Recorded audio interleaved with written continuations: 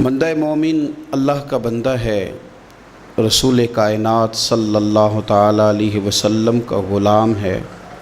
اپنے اپنے ذہن کے مطابق، اپنی اپنی طبیعت کے مطابق اور اپنی اپنی سوچ کے مطابق لوگ اپنے آپ کو اچھا بتاتے بھی ہیں، اچھا کہتے بھی ہیں، اچھا سمجھتے بھی ہیں، اپنے ترجیحات طے کر لیتے ہیں، خود ہی ان پر پابند ہو جاتے ہیں، خود ہی قائل ہو جاتے ہیں کہ چونکہ میرے اندر یہ صفات ہیں لہٰذا میں اچھا ہوں۔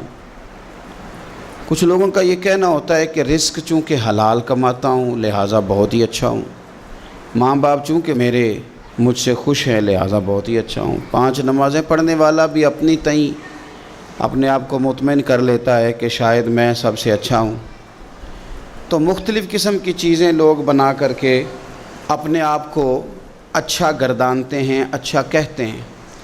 کچھ لوگوں کا یہ کہنا ہے کہ سوسائٹی میں جو لوگ کسی قسم کی کو خدمت کر لیتے ہیں، کسی غریب کا بھلا کرتے ہیں، کسی مسکین کے یتیم کے کام آتے ہیں، وہ اچھے ہیں۔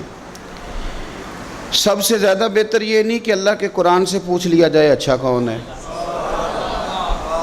کون سی ایسی خوبیاں ہیں جو انسان میں پائی جائیں تو انسان مومنوں والی صفات رکھتا ہے۔ تو قرآن مجید نے بالکل شروع میں کہا کہ الف لام میم ذالک الکتاب لا ریب فیہ۔ یہ الف لام میم تو حروف مقطعات ہیں، ان کا معنی اللہ تبارک و تعالی بہتر جانتا ہے، یا وہ جانتا ہے جسے میرا رب بتا دے۔ ذالک الکتاب لا ریب فیہ فرمایا یہ وہ بلند مرتبہ کتاب ہے جس میں کوئی شک نہیں۔ یہ نہیں فرمایا قرآن میں شک کیا نہیں جاتا،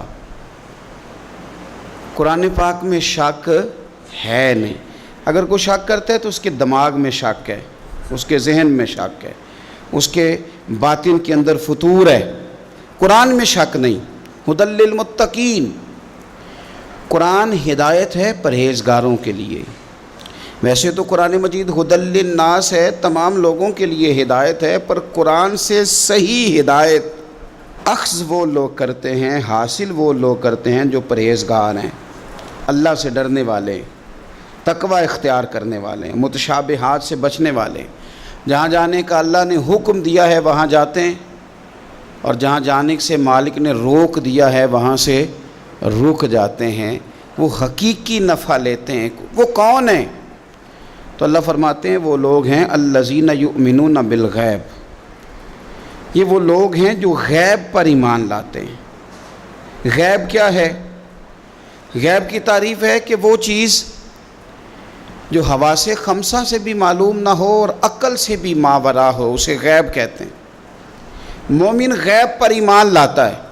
تو پھر غیب پر ایمان کس طرح لاتا ہے؟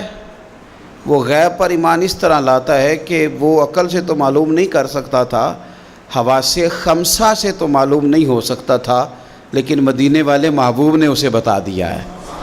رسول کریم صلی اللہ علیہ وسلم کو وحی کے ذریعے جن چیزوں کی خبر دی گئی، اطلاع دی گئی، حضور نے امت کو بتائی، وہ غیب کی چیزیں۔ وہ کیا ہیں؟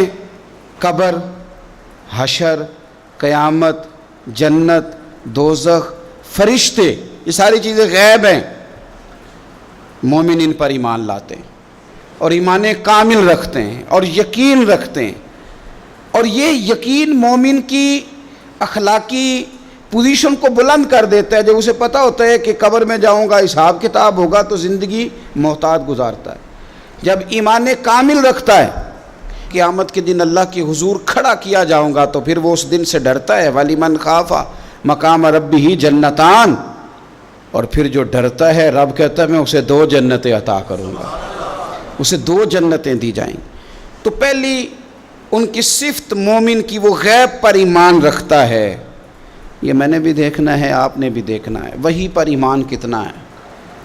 ہماری آنکھوں کے سامنے کہ ہر وقت دنیا گھومتی ہے، یا قبر حشر کا بھی کوئی نقشہ نگاہوں میں رہتا ہے؟ دنیا کے مد و جزر، حساب کتاب، پیسے کا لین دین، جائیداد کی خرید و فروخت، یہی صرف ہمارا زندگی کا سرمایہ حیات ہے، یا آخرت کے لیے بھی کچھ جمع کرنے میں کامیاب ہوئے؟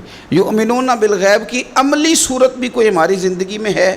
پھر قرآن مجید نے کہا وَيُقِيمُونَ الصَّلَاةَ، مومن کی دوسری صفت یہ ہے کہ وہ نماز قائم کرتے ہیں۔